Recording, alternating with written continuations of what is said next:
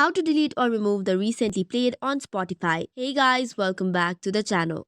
Today we'll be talking about clearing the Spotify's recent history. So without any ado, let's get started. First and foremost, make sure you launch the application and then log in into your account. After that, tap on the profile which is on the top left corner and go to settings and privacy. Now you have to search for privacy and socials option and tap on it. Once you tap on privacy and socials option under listening activity, you will see two options. So first of all, disable the listening activity and enable private sessions. This is to ensure that Spotify does not track your listening activity moving forward.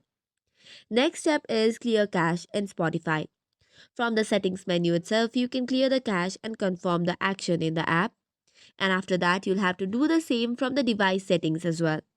For the device settings, head over to your home page and go to the Spotify app. Long press the Spotify application and go to App Info. Once you go to App Info, scroll down until you find the option of storage and cache. Once you click on storage and cache, tap on clear cache and clear all data to remove all stored data. So that's all for today's video. For more such contents, do not forget to hit the like and subscribe button. Thank you and keep watching.